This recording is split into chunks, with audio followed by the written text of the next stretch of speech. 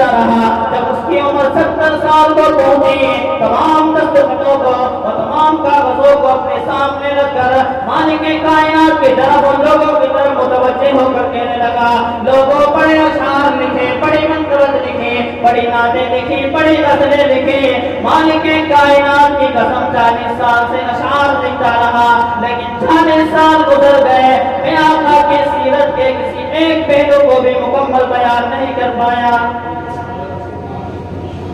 آقا کی سیرت کس عنوان ہے کہ جو انسان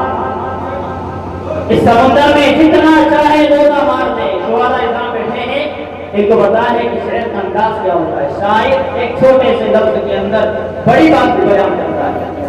بڑے بڑے واقعات کو شاعر 2 لفظوں میں بیان کر دیتا ہے. اور اس شخص نے 40 سال تک آقا کی سیرت پر اشعار لکھے, منقبتیں لکھی, حمد لکھی اور تعریف لکھی اور لکھتا رہا. اور 40 سال گزر گئے. آخر میں کہنے پر عاجز ہو گیا کہ میں محمد رسول اللہ صلی اللہ علیہ وسلم ایک پہلو کو بھی پھر جیسے ناچیز کی کیا جسارت اور کیا مزاج کہ میں آقا کی سیرت پر لب کشائی کروں. میری مثال تو مصر کی اس بڑھیا کی طرح ہے جو اپنے سر پر کپاس کی گٹھیا لے کر یوسف کو خریدنے کے لیے مصر کے اندر آئی اور یوسف کے خریداروں کی لائن میں لگ گئی. کسی نوجوان نے کہا او اما جان آپ کو معلوم ہے حضور یوسف کا حسن و جمال کتنا ہے, یوسف کی قیمت بڑی چیز ہے, یوسف کوئی عام آدمی نہیں جس کو آپ کپاس کے بدلے میں خرید لیں گے. بڑھیا نے جواب دیا آپ کو معلوم ہے میں یوسف کو خریدنے کے لیے آئی ہوں, یہاں پر یوسف کے چاہنے والوں کا مجمع لگا ہوا ہے اور آج یہاں پر محمد رسول اللہ کے چاہنے والوں کا مجمع لگا ہوا ہے. وہاں یوسف بچ رہا تھا اور بڑھیا خریدنے کے لیے آئی ہوئی تھی. بڑھیا کے اوپر کپاس کی گٹھی رکھی ہوئی تھی. لوگوں کی طرف متوجہ ہو کر کہا لوگوں تمہیں معلوم ہے, مجھے بھی معلوم ہے یوسف کی قیمت اتنی سستا نہیں کہ میں یوسف کو کپاس کے بدلے میں خرید لوں, لیکن آج میں اس لائن میں اس لیے لگ گئی ہوں کل قیامت کے دن جب گولی لگے گی اعلان ہوگا یوسف کے چاہنے والے ذرا اندر نکل کر باہر آ جائیں. مالک کی کائنات کی قسم مجھے معلوم ہے یوسف کی قیمت اتنی سستی نہیں ہے. آج کپاس کی گٹھی لے کر میں آ گئی ہوں. میں چاہتی ہوں کل قیامت کے دن یوسف کے چاہنے والوں کا اعلان ہو, آ جائیں یوسف کے خریدنے والے آ جائیں, آ جائیں یوسف کے چاہنے والے آ جائیں. کل قیامت کے دن ان چاہنے والوں میں میرا شمار ہو جائے. اس لیے آج یوسف کو کپاس کے بدلے میں خریدنے آئی ہوں.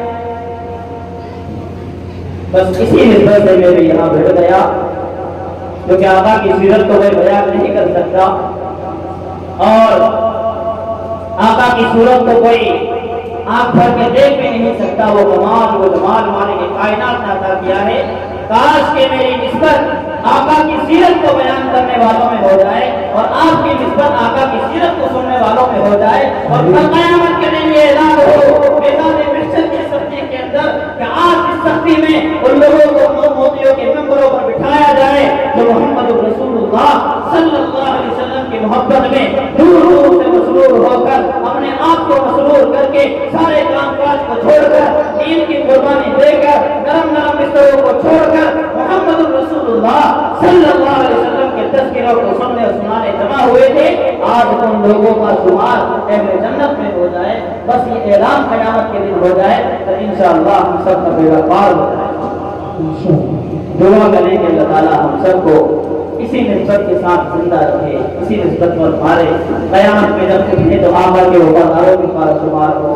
میدان محشر کی سختی کا عالم ہو تو وہاں بھی محمد رسول اللہ صلی اللہ علیہ وسلم کے مبارک چہرے کا دیدار کریں. آقا کے مبارک ہاتھوں سے جام کوثر کو ہم پئیں اور بھی جنت تک جانے تک ہمیں کوئی پیاس نہ لگے. اسی بات پر ایک مرتبہ درود سلام کا نذرانہ پیش کریں. اللہم صلی علی سیدنا و مولانا محمد وسلم. ابھی میں نے بات شروع نہیں کی ہے کیونکہ پہلے ہی میں بات کہہ چکا ہوں کہ آقا کی سیرت اتھا سمندر ہے. ابھی بات شروع نہیں, تمہیدی کلمات ہے. اب میں آپ کو لے چلتا ہوں. مفتی حیات اللہ صاحب نے آپ کو سیرت کی وہ جھلک دی تھی جس میں آقا دنیا کے اندر تشریف لا چکے تھے. آقا دنیا میں تشریف لا چکے تھے. تھوڑی سی مختصر آپ کے سامنے جھلک رکھی، کیسا بچپن گزرا، کیا کردار رہا، حلیمہ کے پاس کیا معجزات اور کرامات ہوئے، تھوڑا سا مختصر انداز میں مفتی صاحب نے آپ کے سامنے رکھا، میں آپ کو لے سکتا ہوں۔ میرا محبوب فرماتے ہیں انا موجود اذا آدم بین الماء والطین، میں اس وقت بھی موجود تھا جب آدم پانی اور مٹی کے درمیان میں تھے، یعنی ابھی دنیا کا وجود نہیں ہوا، اس دھرتی کو مالک کائنات نے چھونا نہیں بنایا، اس آسمان کو شامیانہ نہیں بنایا، انسان ستاروں کو قطب میں نہیں بنایا، ابھی درخت نہیں، اشجار نہیں، ابحار نہیں، دنیا نہیں، انسان نہیں، جن نہیں، چرند نہیں، پرند نہیں، دنیا کی کسی چیز کا وجود نہیں۔ مالک کائنات کا رسول فرماتا ہے میں اس وقت بھی موجود تھا۔ انا موجود اذا آدم بین الماء والطین، جب آدم کو بنانے کے لیے مالک کائنات نے مٹی کا اور پانی کا استعمال کیا تو دونوں کو چیزوں کو ملانے کے بعد مٹی تھوڑی نرم بنتی ہے، پھر اس سے کوئی چیز بنائی جاتی ہے، اور اسی کو خدا نے فرمایا انسان کو کس چیز سے بنایا گیا، مالک کائنات نے فرمایا انسان اور جنات کو لگانا نے کھنکھناتی مٹی سے بنایا، تو آقا کو کھنکھناتی مٹی سے بنایا۔ پیارے محبوب صلی اللہ علیہ وسلم فرماتے ہیں اول الانبیاء آدم وآخرهم محمد، لوگوں مالک کائنات میں سب سے پہلے حضرت آدم علیہ السلام کو دنیا کے اندر 65 میں بھیجا تھا، اور سب سے آخر میں مجھے 65 میں بھیجا، لیکن فرمایا اول ما خلق اللہ نوری، لوگوں سب سے پہلے مالک کائنات نے میرے نور کو پیدا فرمایا، سب سے پہلے مجھے پیدا فرمایا اور میرے نور کو پیدا فرمایا جو نور کی شکل میں تھی، پھر مالک کائنات نے دنیا کو وجود دیا، دنیا کو بنایا، دنیا کے اندر انسان کو بنایا، پھر دنیا کے نظام کو چلایا، سب سے پہلے جس چیز کو بنایا اول ما خلق اللہ نوری، سب سے پہلے مالک کائنات نے میرا نور بنایا ہے۔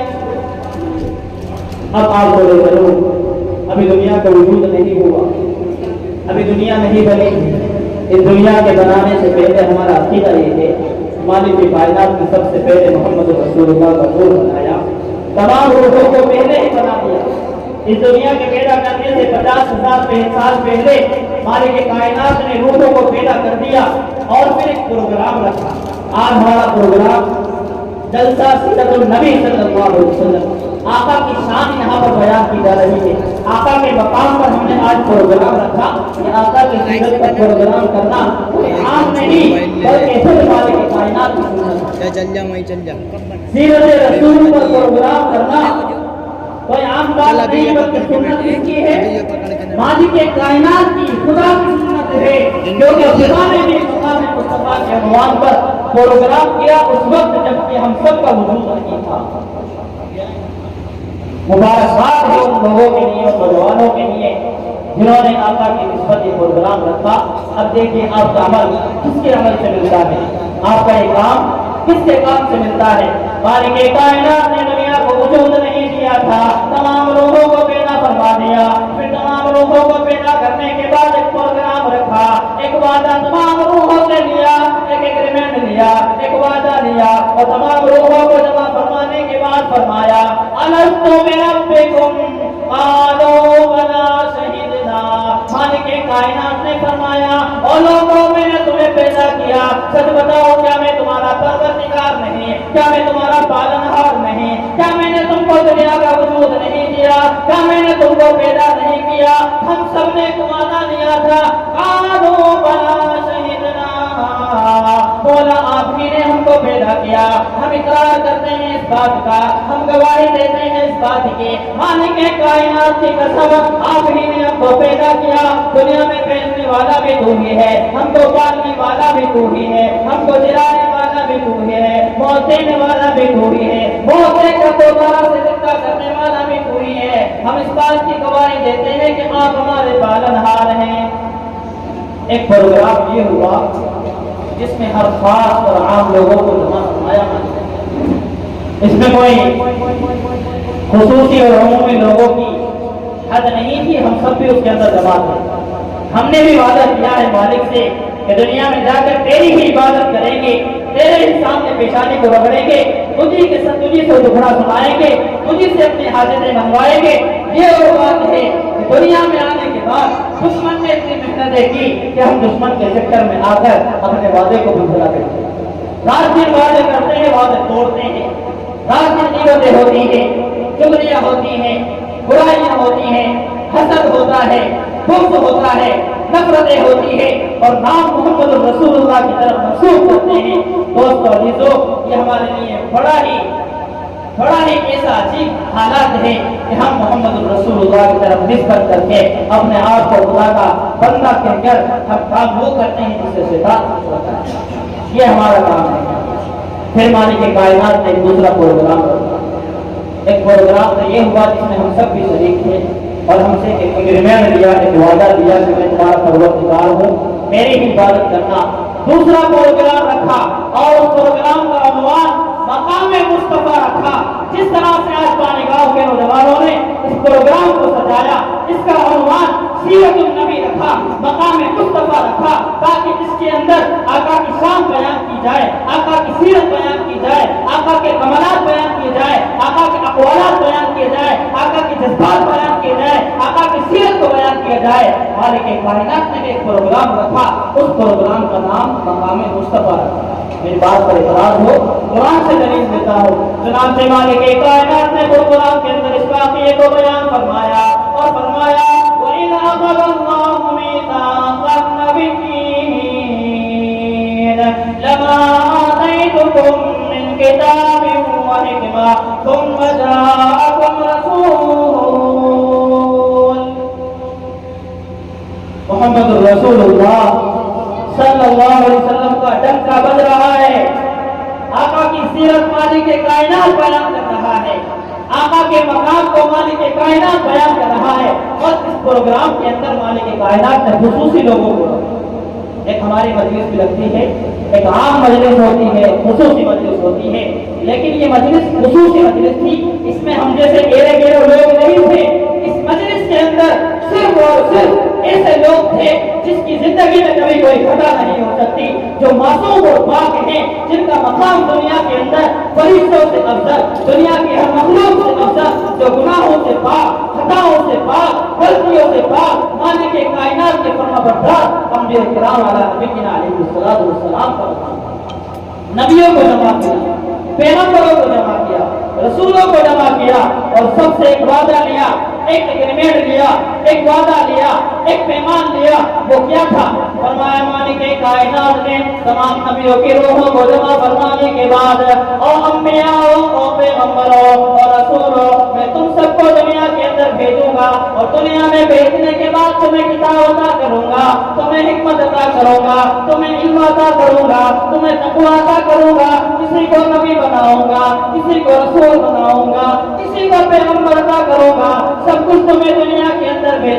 بھیجوں گا۔ پھر تمہارا کام کیا ہوگا؟ تمہارا کام یہ ہوگا، جہاں جہاں پر تم میری توحید کو بیان کرو گے، میرے کلمے کو بلند کرو گے، میری مثال میرے بارے میں لوگوں کو بتاؤ گے، میرا تعارف کرواؤ گے، وہیں پر تمہارا کام یہ ہوگا، تم آقا نامدار مدینے کے تاجدار محبوب رب غفار محمد الرسول اللہ صلی اللہ علیہ وسلم کی سیرت کا، آپ کی رسالت کا لوگوں کو تعارف کروانا۔ پھر ہوا ہے دنیا میں، تم کو کتاب و حکمت بھی دوں گا، رسالت عطا کروں گا، جہاں پر تم میرا نام لو گے، میری توحید کو بیان کرو گے، وہیں پر تمہاری ذمہ داری یہ ہے کہ تم محمد رسول اللہ صلی اللہ علیہ وسلم کی رسالت کو بیان کرو گے۔ اور آگے ایک اور بات بیان فرمائی کہ لَتُؤْمِنُنَّ بِهِ وَلَتَنْصُرُنَّ، اگر تمہارے درمیان تم دنیا میں موجود ہو، اور اگر اسی درمیان میں محمد رسول اللہ دنیا کے اندر تشریف لے آئے، تمہارے اوپر لازم و ضروری اور فرض ہے کہ تم اپنی رسالت اور نبوت کو چھوڑ کر محمد رسول اللہ صلی اللہ علیہ وسلم پر ایمان لے کر نبیوں سے کہا جا رہا ہے اپنی رسالت کو چھوڑ دینا، نبوت کو چھوڑ دینا، اپنی کتاب کو چھوڑ دینا، اور محمد رسول اللہ پر ایمان لے کر آنا، اور ایمان لانا نہیں بلکہ آپ کے کام میں کام کرنا، ہاتھ بٹانا، آپ کا ساتھ دینا اور آپ کی مدد کرنا، یہ تمام نبیوں کے اوپر ضروری ہے۔ اگر کر تم دنیا میں موجود رہو اور اسی درمیان میں محمد رسول اللہ تشریف لے آئے تب کا ایمان۔ پھر کیا ہوا؟ ہر ایک نبی نے تذکرہ کیا یا نہیں کیا؟ قرآن کہتا ہے یجدونہ مکتوبا عندہم فی التوراۃ والانجیل، تورات کی اوراق کی روگردانی کرو اور انجیل کی اوراق کو پلٹ کر دیکھو، تمام آسمانی کتابوں کو دیکھو تو تمہیں ہر پیج پر محمد رسول اللہ کا تذکرہ ملے گا۔ ہر کتاب میں، ہر ورق میں، ہر لفظ میں تمہیں محمد رسول اللہ صلی اللہ علیہ وسلم کا تذکرہ ملے گا۔ پھر کیوں تذکرہ نہ ہو کہ جس کا تذکرہ خود آدم علیہ السلام سب سے پہلے انسان دنیا کے اندر آ کر رہے ہو۔ مالک کائنات نے آدم علیہ السلام کو اپنے ہاتھ سے پیدا فرمایا، پیدا فرمانے کے بعد جنت کے اندر آپ کو ڈال دیا، اما ہوا کو بھی پیدا فرما دیا اور اعلان کر دیا اے آدم فلا تقربا هذه الشجرہ، اس درخت کے قریب نہ جائیو، اس درخت کو نہ کھانا، اس درخت کے ہاتھ بھی نہ لگانا، اگر تم نے اس کو کھا لیا تو آپ خطا کرنے والوں میں ہوگے۔ شیطان نے آپ کو بھٹکایا، درخت کو غلطی سے کھا لیا، بھول ہو گئی، چوک ہو گئی، خطا ہو گئی، مالک کائنات نے جنت سے نکال دیا، دنیا میں آئے، مالک کائنات کی طرف متوجہ ہو کر دعائیں کرتے رہے، توبہ اور استغفار کرتے رہے، مالک کائنات سے فرماتے رہے ربنا ظلمنا انفسنا وان لم تغفر لنا وترحمنا لنكونن من الخاسرین۔ مولا معاف کر دیجیے، مولا گناہوں کو معاف کر دیجیے، اگر تم نے گناہوں کو معاف نہیں کیا میں تو خطا کاروں میں سے ہو جاؤں گا، میں تو ظلم کرنے والوں میں سے ہو جاؤں گا۔ مالک کائنات کی طرف روتے رہے، کئی سال تک روتے رہے، آخر میں زبان پر ایک لفظ آیا اور میرے مولا مجھے محمد رسول اللہ کے صدقے میں معاف کر دے۔ آواز آئی آدم یہ محمد کون ہے؟ ان کا تذکرہ کیسے ہوا؟ ان کا نام زبان پر کیسے آیا؟ آدم علیہ السلام نے فرمایا اے میرے رب، جب آپ نے مجھے جنت کے اندر ڈالا تھا تو جنت کے اندر ہر مقام کی دیوار پر محمد لکھا ہوا تھا، ہر درخت کے پتوں پر محمد لکھا ہوا تھا، ہر درخت پر، ہر گلی میں، نگر اور گلی گلی میں اور درخت جنت کی ہر چیز پر مجھے محمد رسول اللہ آ رہا تھا۔ اور جب آپ نے مجھے پیدا کیا سب سے پہلے میری نظر آپ کے عرش پر پڑی، عرش معلیٰ پر پڑی، سب سے پہلے میں نے دیکھا کہ محمد رسول اللہ صلی اللہ علیہ وسلم عرش پر بھی لکھا ہوا ہے۔ مجھے ہوش آ گیا اسی نبی کے صدقے میں کوئی بڑی ذات ہے، بڑی شخصیت ہے جس کے بارے میں مالک کائنات نے فرمایا لولا لما خلقت الافلاک، اے محمد اگر آپ کو پیدا نہ کرنا ہوتا مالک کائنات اس دنیا کو وجود ہی نہیں دیتا۔ میں سمجھ گیا کہ یہ کوئی بڑی شخصیت ہے، بڑی ذات ہے، اس لیے محمد رسول اللہ صلی اللہ علیہ وسلم کے صدقے میں آپ میری مغفرت کر دیجیے۔ مالک کائنات نے فوراً متوجہ ہو کر آپ کی دعاؤں کو قبول کیا اور ایسا قبول کیا کہ آپ کو تمام انسانیت کا ابا بنایا، تمام نبیوں سے پہلے آپ کو نبوت عطا فرمائی اور تمام نبیوں سے پہلے آپ کو دنیا کے اندر بھیجا اور مقام بھی آپ کا بڑا بنایا۔ یہ تذکرہ کیا ہو رہا ہے؟ جو اللہ تعالیٰ سے نبیوں نے وعدہ کیا تھا، عہد لیا تھا، اس عہد کو پورا کر رہے ہیں انبیاء کرام۔ ہر ایک نبی تذکرہ کرتا ہے محمد رسول اللہ صلی اللہ علیہ وسلم کا۔ ابھی میں دنیا کی وجود کے پہلے حصے میں چل رہا ہوں، ابھی تو دنیا بنے گی، دنیا بننے کے بعد کیا کیا حالات اور واقعات پیش آئیں گے، پھر آقا کی سیرت کو بیان کیا جائے۔ میں نے پہلے ہی کہہ دیا ایسا اتھا سمندر ہے، ساری زندگی گزر جائے، ساری رات آقا کی زلفوں پر بیان کیا جائے، واللیل واذا سجا، اور آقا کے چہرے کو بیان کیا جائے، والضحیٰ اور آقا کی زلفوں کو بیان کیا جائے، واللیل اذا سجا، آقا کے چلنے کو، آقا کی رفتار کو، آپ کے کردار کو، آپ کی گفتار کو، آپ کے اقوال کو، آپ کی جذبات کو، آپ کی سکنات کو، آپ کی ہر بات کو، آقا کے چہرے کو، آقا کی ناک کو، آقا کی آنکھ کو، آقا کی پیشانی کو، آقا کے لباس کو، آقا کی ہر ایک سنت کو بیان کیا جائے اور ایک ایک سنت پر بولا جائے، صدیاں گزر جائیں گی لیکن محمد رسول اللہ صلی اللہ علیہ وسلم کی سیرت کوئی مکمل نہیں کر سکتا۔ پھر آدم علیہ السلام تذکرہ کرتے ہیں آقا کا، اس انداز میں کرتے ہیں بس سبحان اللہ کہہ دینا اور درود و سلام کا نذرانہ پیش کر دینا اس واقعے کے بعد۔